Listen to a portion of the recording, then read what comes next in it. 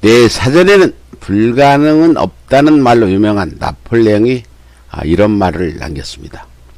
내 비장의 무기는 아직 손안에 있다. 그것은 바로 희망이다. 그 외에도 그가 남긴 명언은 숱하게 많습니다. 1%의 가능성, 그것이 나의 길이다. 역사를 지배한 것은 항상 승리의 법칙이었다. 약속을 지키는 최선의 방법은 약속을 하지 않는 것이다 등 나폴레옹의 명언은 책 한 권으로 낼 만큼 많습니다. 나폴레옹은 현재 프랑스의 기본 정신인 프랑스 혁명 정신의 자유평등 파괴 사상을 유럽 대륙에 전파했으며 나폴레옹 법전을 편찬하고 그 유명한 로제 타석을 이집트 원정에서 발견하는 등 많은 업적을 이뤘으며 그 지시로 건설된 개선문은 현재까지도 파리를 상징하는 주요 건축물로 남았습니다. 세상에서 가장 강력한 무기는 사람 마음속에 있는 희망이라는 말이 인상적입니다. 여러분들 마음속에는 어떤 무기가 있으신가요? 또는 어떤 희망이 있습니까? 아무래도 선거를 앞둔 시점에 총선 승리라는 희망이 가장 크게 다가오지 않습니까? 오늘도 희망을 달려가는 서울의 소리에서 주요 뉴스를 브리핑합니다. 너희들 그 더러운 주둥이로 언급할 영웅의 이름이 아니다. 이종국 교수와 이영표 선수가 미래한국당에 왔다면 어땠을까요? 4.15 총선 관련 미래한국당 비례대표 공천 작업에 관련했던 한 관계자는 물밑으로 이국종 전 아주대 공역유상센터장과 이영표 전 국가대표 축구선수를 영입하려다 실패했다고 털어놨습니다. 이 관계자는 둘 다 대중적 이미지가 좋고 당과도 잘 맞을 것 같아 적극적으로 영입을 시도했다고 밝혔습니다. 한편 미래한국당 선거인단은 비례대표 승인에 관한 투표에서 전체 61명이 투표에 참여해 47명의 반대로 부결되었으며 한성규 대표는 당 대표에서 사퇴한다고 발표했습니다. 워낙 거짓말만 일삼는 우익 정당이라 그 진실 여부는 알 수 없습니다. 이국종 교수와 이영표 선수에게 정말로 접촉을 했는지도 참으로 의문이지만 국가의 영웅들에게 이런 식으로 정치를 요구하는 것도 그분들을 향한 예의는 아닌 것 같습니다. 이국종 교수는 국내뿐만 아니라 세계적으로 권위 있는 유상의학의 1인자이며 이영표 선수는 2002년 월드컵 영웅입니다.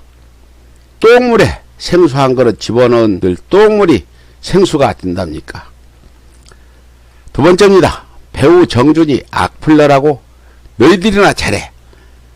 미래통합당이 악플을 단 네티즌을 고소한 배우 정준이 정작 미래통합당과 황교안 당대표의 기사에 꾸준히 악플을 달아왔다는 의혹을 제기했습니다. 미래통합당 당원 모임은 당과 황교안 대표에 대해서 도를 넘는 악플을 꾸준히 달아온 연예인 정준과 21명의 악플러들을 명예훼손 및 모욕죄로 고발하기로 했다고 밝혔습니다. 미래통합당 관계자는 정준은 황교안 대표의 단식투쟁을 다룬 기사에 죽기를 각오해라 잘까라는 악플을 달았다고 밝혔습니다.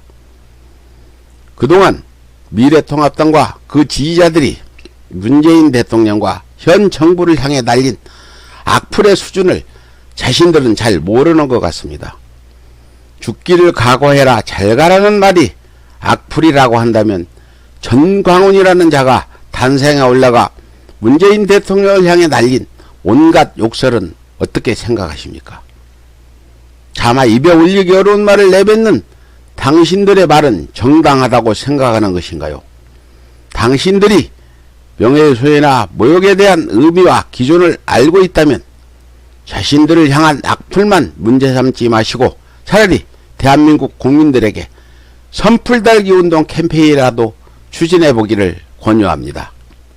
세 번째입니다. 안철수 나는 매기가 되겠다. 안철수 국민의당 대표는 19일 이번 총선의 목표는 정당 투표에서 20%를 얻는 것이라고 총선 목표를 밝혔습니다. 안철수는 이날 신촌 당사에 열린 기자회견에서 21대 총선에서의 역할에 대해 거대 양당이 함부로 힘을 휘두르지 못하고 국민의 눈치를 보게 만드는 정치를 만들기 위해 매기 역할을 하겠다며 여러가지 여건이 어렵지만 제 마음과 진심을 호소해서 목표를 달성하겠다고 강조했습니다.